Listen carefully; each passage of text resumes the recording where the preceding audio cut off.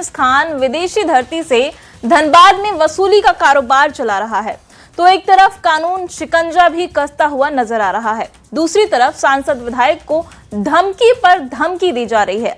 सांसद ढुलू महतो को धमकी के बाद धनबाद प्रशासन की नींद उड़ गई है।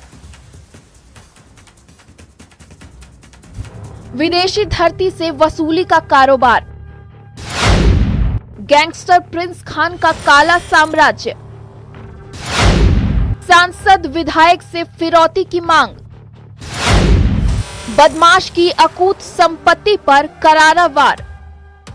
भगौड़े गैंगस्टर प्रिंस खान की धमकी ने धनबाद वासियों को दहशत में डाल दिया है। नेता, कारोबारी, व्यापारी और बिल्डर सब निशाने पर हैं। विदेशी मुल्क में बैठकर प्रिंस खान धमकी का कारोबार चला रहा है। बंदूक की नोक पर लोगों से फिरौती की मांग कर रहा है। 2 दिन में 2 धमकी से धनबाद में माहौल खौफ का है। शुक्रवार को विधायक को धमकी और शनिवार को सांसद को धमकी मिलने से सरकार और प्रशासन की चिंता बढ़ गई है। इसी बीच धनबाद प्रशासन ने प्रिंस खान के घर को बुलडोजर से जमींदोज कर दिया है। वासेपुर को पुलिस छावनी में तब्दील कर दिया गया। 3 डीएसपी और 6 थानों की पुलिस मौके पर तैनात रही। प्रिंस खान पर अब कानून का शिकंजा कसता जा रहा है। विदेश में बैठकर प्रिंस खान अपने गुर्गों से वसूली का कारोबार चला रहा है। लगातार रंगदारी, लूट, गोलीबारी से लोगों को दहशत में डाल दिया है। जो क्या था पहले से जीर्ण शीर्ण अवस्था में थी, जिसके कारण यहाँ पे जनमानस को क्या था दिक्कत हो रही थी, बस उसे अभी तोड़ा जा रहा है। और जैसे ही हमारे पास पूरा ऑर्डर आ जाएगा, क्योंकि घर का नक्शा वगैरह पार नहीं था, तो वैसे ही घर को भी उठाया जाएगा। एक तरफ प्रिंस खान पर कानून का शिकंजा कसा जा रहा है, तो वहीं दूसरी तरफ गैंगस्टर का धमकी रुकने का नाम नहीं ले रहा है। विदेशी सरजमीन से नेताओं को भी टारगेट बनाया जा रहा है। अब धनबाद सांसद ढुलू महतो को भी धमकी से प्रशासन की नींद उड़ गई है। अपराधी प्रिंस खान ने सांसद को फोन और मैसेज के जरिए धमकी दी है, जिसके बाद सांसद ढुलू महतो ने धनबाद के एसएसपी और केंद्रीय गृह मंत्री को लिखित शिकायत दी है। क्रिमिनल गुंडा, चाहे प्रिंस खान हो चाहे कोई खान हो, इसका मनोबल किस सरकार में बढ़ा, इसका दोषी कौन है? जवाब तो सरकार को देना चाहिए, जिला प्रशासन को देना चाहिए। इस झारखंड प्रदेश में जब विधायक और सांसद सुरक्षित नहीं है, तो आम जनता का क्या स्थिति होगा? वहीं शुक्रवार को गैंगस्टर प्रिंस खान ने विधायक अरूप चटर्जी को भी धमकी से डराने की कोशिश की। गैंगस्टर ने फोन, व्हाट्सएप, ऑडियो और मैसेज के जरिए रंगदारी की मांग की और 24 घंटे के भीतर पैसे का इंतजाम नहीं करने पर अंजाम भुगतने की धमकी दी। कानून के हाथ लंबे होने के बावजूद प्रिंस खान पर पुलिस का शिकंजा नहीं कस पाया है। बड़ा सवाल उठता है कि धनबाद प्रशासन भगौड़े के नेटवर्क को ध्वस्त करने में क्यों विफल है। हालांकि गैंगस्टर प्रिंस खान पर कार्रवाई का कोई असर नहीं दिख रहा है।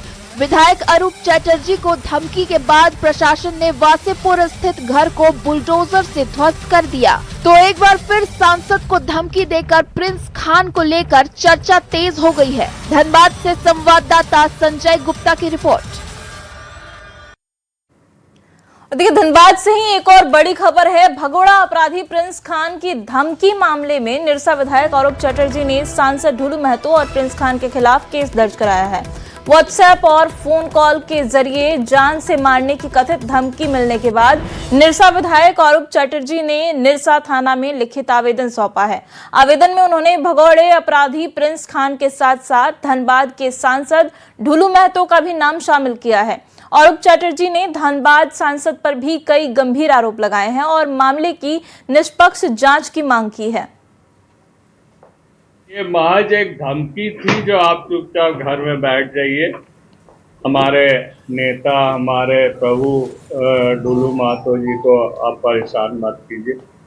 तो ये जो अकूत संपत्ति मैंने कहा, जो 40,000 करोड़ की संपत्ति इसने बना के रखा है धनबाद में, और विदेशों में भी इनकी पूंजी लगी हुई है, तो इसको बचाने के लिए किसी न किसी की जरूरत है, तो वो प्रिंस खान की मदद।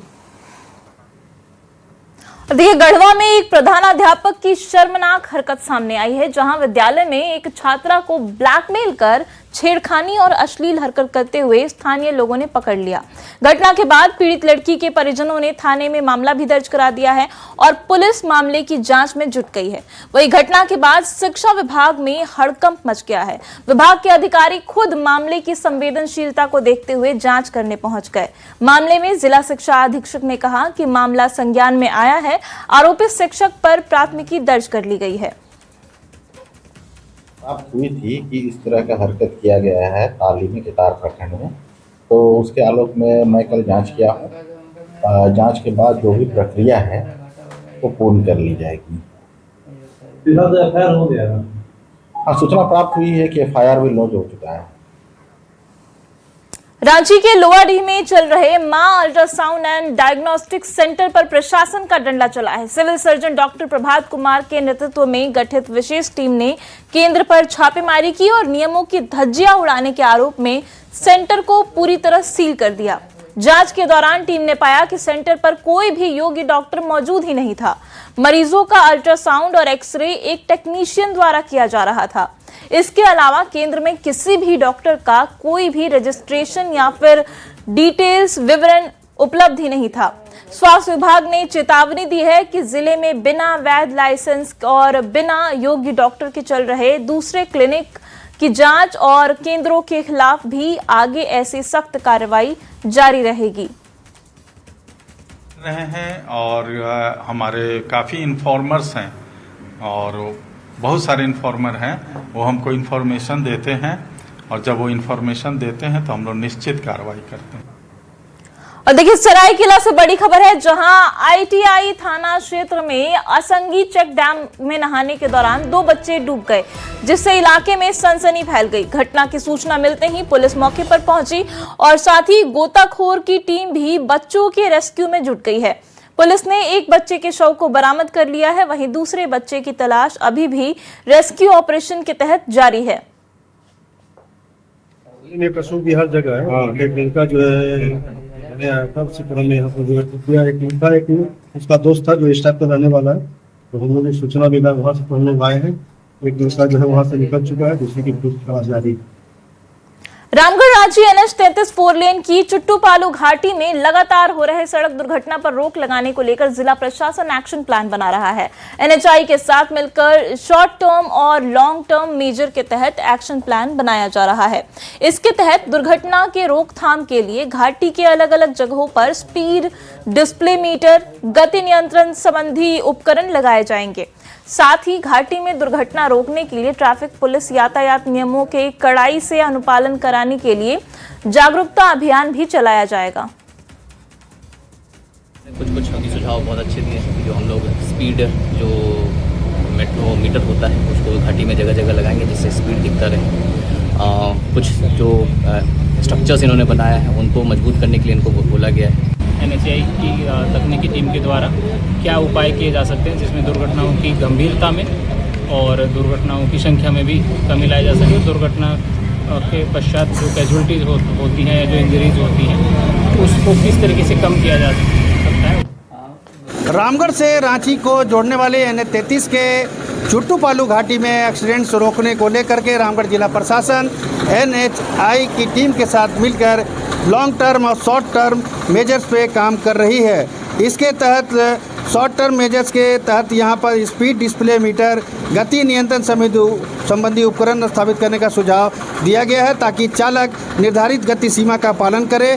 साथ ही घाटी में निर्मित एस्केप लेन को शीघ्र पूर्ण रूप से क्रियाशील करने का भी निर्देश दिया गया है, जिससे गाड़ियों के ब्रेक फेल होने अथवा नियंत्रण खोने की स्थिति में भारी वाहनों को सुरक्षित रूप से रोका जा सके। बताया गया कि घुमावदार रास्ते के कारण, ओवर स्पीडिंग के कारण और यातायात नियमों का पालन नहीं करने के कारण यहाँ पर लगातार एक्सीडेंट्स होते हैं, जिसमें कई लोगों की अब तक जान जा चुकी है और कई लोग घायल हो चुके हैं। अब देखना होगा कि रामगढ़ जिला प्रशासन और NHI के लॉन्ग टर्म और शॉर्ट टर्म प्लान का कितना असर सड़क दुर्घटनाओं को रोकने को लेकर होता है। जावेद खान, न्यूज़ 18 रामगढ़। चाईबासा के चक्रधरपुर क्षेत्र में संस्था भगोरिया फाउंडेशन फुटबॉल खिलाड़ियों को राज्य और राष्ट्रीय स्तर पर खेलने के लिए प्रशिक्षित करेगी। भगेरिया फाउंडेशन ने भगेरिया ब्लास्टर नाम से फुटबॉल टीम की घोषणा कर दी है, जिसमें ग्रामीण क्षेत्र के 25 खिलाड़ियों का चयन किया गया है। भगेरिया फाउंडेशन की ओर से ग्रामीण क्षेत्र के खिलाड़ियों को अपनी प्रतिभा को आगे बढ़ाने के लिए आगे आने की अपील की गई है। ग्रामीण परिवेश की टीम है और जैसा छोटे भाई ने बताया कि यहाँ पर सिरसा के द्वारा जो नेशनल राष्ट्रीय टीम की द्वारा यह मैच होता है उसमें बड़े बड़े प्लेयर्स आते हैं और फिर हम लोग पीछे चले जाते हैं। अब लेकिन हम चाह रहे हैं इसी माध्यम से एक ऐसी टीम बने और भी लोग इसमें आगे आए। हम लोग का क्लब का मकसद यही है कि ज़्यादा से ज़्यादा ग्रामीण बच्चों को एक अच्छा फुटबॉल खेलने का प्लेटफॉर्म मिले। जैसे हाल ही में हम भी साउथ कोरिया गए, कितना सारा चीज़ फुटबॉल के बारे जाने, तो ऐसे ही अभी जैसे हम लोग क्लब का इनॉग्रेशन हुआ है तो हम लोग का भी यही है मकसद कि सभी बच्चे को कम से कम राज्य स्तर, इंटरनेशनल सब जगह तक पहुंचे। बड़ी खुशी की बात है कि भगेरिया फाउंडेशन खेल के क्षेत्र में भी अपना योगदान दे पा रही है। आज हम सभी मिलकर के भगेरिया ब्लास्टर फुटबॉल क्लब के माध्यम से यहाँ के ग्रामीण क्षेत्रों के हमारे खिलाड़ियों को प्रोत्साहित करेंगे। चाईबासा के चक्रधरपुर के भगेरिया फाउंडेशन द्वारा ग्रामीण क्षेत्र के युवा फुटबॉल खिलाड़ियों को उचित प्लेटफॉर्म दिलाने के लिए और उनकी प्रतिभा को आगे बढ़ाने के लिए भगेरिया फाउंडेशन द्वारा भगेरिया ब्लास्टर नाम के फुटबॉल टीम की घोषणा की गई है, जिसमें 25 खिलाड़ियों को शामिल किया गया है। अभी चक्रधरपुर रेल मंडल मुख्यालय के सिरसा स्टेडियम में एक टूर्नामेंट आयोजित हो रहा है। इस टूर्नामेंट में भी ये टीम भाग लेगी और भगेरिया फाउंडेशन द्वारा घोषणा किया गया है और क्षेत्र के खिलाड़ियों से अपील किया गया है कि जो भी खिलाड़ी इस खेल के क्षेत्र में आगे बढ़ना चाहते हैं वे भगेरिया फाउंडेशन से संपर्क करें और उनकी प्रतिभा को आगे बढ़ाने का काम भगेरिया फाउंडेशन द्वारा किया जाएगा। रूपेश प्रधान, न्यूज 18, चाईबासा। जमशेदपुर के हिमांशु हत्याकांड मामले को लेकर बीजेपी प्रदेश अध्यक्ष आदित्य साहू हिमांशु के घर पहुंचे, जहां उन्होंने हिमांशु के परिवार वालों से मुलाकात की और हिमांशु को श्रद्धांजलि दी। इस दौरान पूर्व मंत्री अमर बाउरी भी वहां पर मौजूद रहे और आदित्य साहू ने इस हत्याकांड के लिए सीधे तौर पर स्थानीय पुलिस प्रशासन की कार्यशैली को जिम्मेदार ठहराया और पुलिस पर लापरवाही का आरोप लगाते हुए मामले की उच्च स्तरीय जांच करने की मांग की। पुलिस की मौजूदगी में पुलिस के कमर में जो पिस्तौल था, क्या खिलौना था? क्या शौक के लिए पिस्तौल रखे हुए थे? अपराधियों को भय देने के लिए कम से कम आकाशवाणी फायर करते हैं, उसकी भी जरूरत यहाँ के पुलिस वालों ने नहीं समझा। मुझे तो लगता है कि अपराधियों से पुलिस मिली हुई है और हम लोग जो बार बार बोलते हैं कि इस राज्य में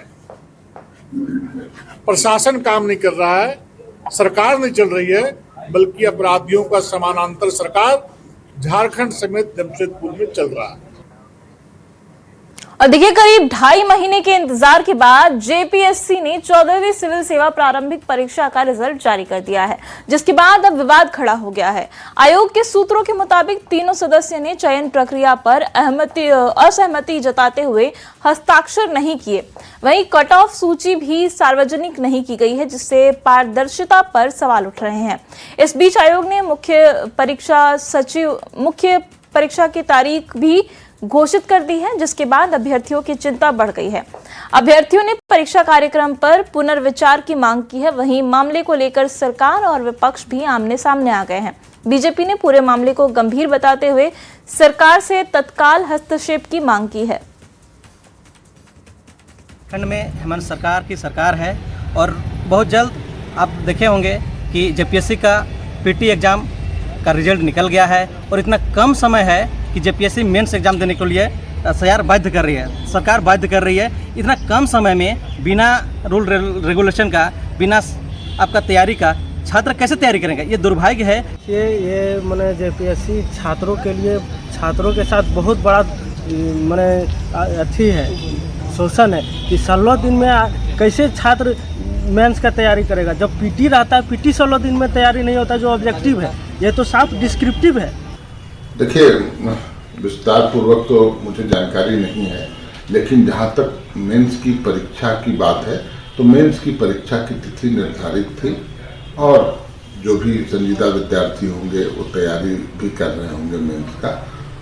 और जल्द से जल्द परीक्षा फल आए, छात्रों को जल्द से जल्द नौकरी ज्वाइन करने को मिले, उनके साथ न्याय हो, यही इस सरकार की सोच है। मेंस का क्या रूल्स एंड रेगुलेशंस हैं, समय कितना मिलना चाहिए था, जो भी प्रावधान है उस प्रावधान के अंतर्गत हुआ या नहीं हुआ मुझे नहीं पता है, लेकिन जो परीक्षार्थी हैं यदि उन्हें ऐसा लगता है और वे सच्चाई है तो निश्चित रूप से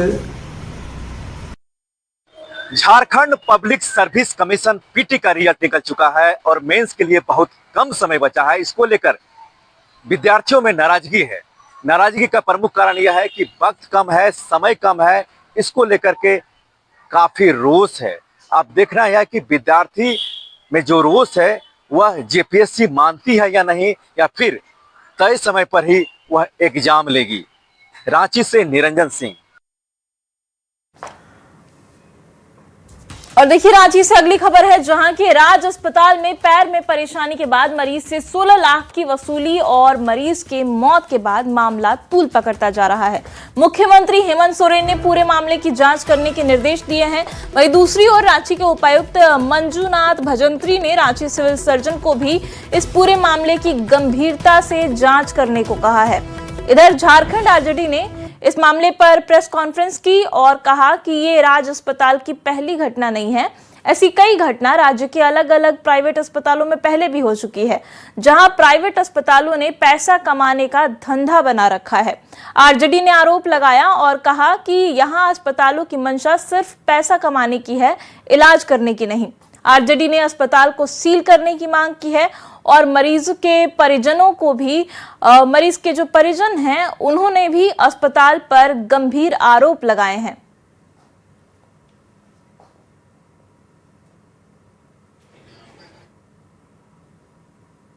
मुख्यमंत्री को हम धन्यवाद देते हैं कि मुख्यमंत्री ने जो हम लोग कार्रवाई किए, हम लोग जो वहां गए, बात किए, वहां से जो मैसेज गया सोशल मीडिया के माध्यम से, चाहे जैसे आप लोग प्रेस के लोग जो चलाए उसके माध्यम से मुख्यमंत्री तक गया, मुख्यमंत्री संज्ञान लेके उस पर कार्रवाई का जो निर्देश दिए हैं तो उस पर उचित कार्रवाई हो, न कि इस पर लिपापोती हो जाए। डीसी को दिए हैं इसका जांच करने के लिए, जांच हो, जांच में जो सही हो उस पर कार्रवाई हो। हम लोग इसको गहराई से देखेंगे, हम लोग इसको देखकर हम लोग इसमें कड़ी निगाह रखेंगे कि इसमें जांच क्या हो रही है। कार्रवाई तो होनी चाहिए, चाहे जो दोषी हो, हॉस्पिटल हो और जो डॉक्टर हो। उन लोगों ने लास्ट में बोलने लगे कि अब इसका पैर काटना पड़ेगा, तो जब पैर काटने की बात आई तो मैं भी छुट्टी लेके जल्दी से वहां पे आया, और जब तक मैं आया अगले दिन सुबह पहुंचा तो लोग फिर बोल दिए कि अब आपका बच्चा बच नहीं पाएगा। तो बच नहीं पाएगा तो फिर हम लोग ने पूछना किया कि जब बच्चा हॉस्पिटल में है, आईसीयू में है वो भी, तो उसको इन्फेक्शन हो कैसे सकता है। और राज हॉस्पिटल में अब एक दिन भी अगर थोड़ा सा 1 सेकेंड भी पैसे के लिए लेट हो जाना तो बच्चे की दवा रोक देते थे वो लोग। सबसे पहली बात, उस बच्चों को इन लोगों ने इतनी बेरहमी से हत्या किया है कि आप लोगों को मैं बता नहीं सकता हूँ। वो बच्चे का पूरा शरीर में व्हाइट फंगस सड़ गया था, शरीर सड़ गया था, पैर के चोट से किसी का पैर सड़ता है। आईसीयू इंचार्ज जो उस टाइम थे उनसे मैं पूछा कि आखिर ऐसे कैसे हुआ, बताइए तो सही। तो बोले सबसे पहले आपको राज हॉस्पिटल तुमको आने कौन बोला था। मैं बोला सर आप पहले अच्छे से बात कीजिए, मैं भी एक फौजी हूँ, आप मेरे को रिस्पेक्ट नहीं दे सकते तो कम से कम इसके बारे में अच्छे से जानकारी तो दे सकते। तो बोले फौजी है तो क्या हुआ। और यहाँ तक उसने मेरे को गार्ड की भी धमकी दी। जब मैं बाहर से नीचे उतरा तो नीचे वो लोग उस तरफ पे उसके 2-3 गार्डों ने मेरे साथ धक्का मुक्की भी किया। जिसका बेटा खोया वो समझेगा ना, वो कैसे समझ सकते हैं। उन लोगों ने उसका हत्या कर दी, हत्या। कितना पैसा लिया अभी तक? जो एक हत्यारे के साथ होना चाहिए वो सजा उनके साथ होना चाहिए। उनका लाइसेंस कितना पैसा लिया अभी तक हॉस्पिटल को 15,80,85,000 के करीब किए हैं, अप्रोक्स 16 लाख। और उन लोगों ने अभी भी वो शायद लास्ट टाइम तो बिल नहीं दिए थे, लेकिन शायद पैसे उसे की मांग कर रहे हैं 4 लाख रुपया और की। देखिए अभी तो चूंकि इसको संज्ञान लिए हैं माननीय मुख्यमंत्री जी, और डीसी सर के आदेश से एक टीम गई है, इंस्पेक्शन टीम, जिसमें कि 2 प्रशासनिक पदाधिकारी हैं, मजिस्ट्रेट और 2 डॉक्टर भी गए हैं, 4 लोग गए हैं।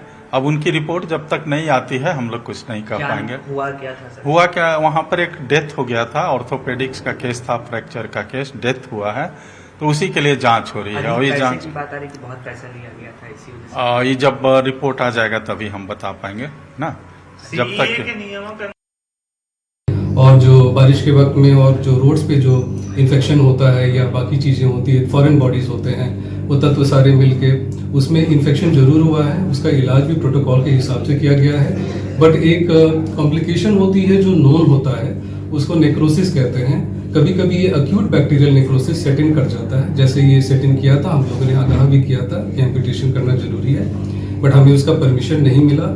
लिहाजा उसी आखिरी 2-3 दिनों में मरीज की स्थिति काफ़ी गंभीर हुई, वापस वो वेंटिलेटर पे चले गए और इसकी काउंसलिंग सारी उनको की गई थी। अंततः वह दुखद है कि बच गई।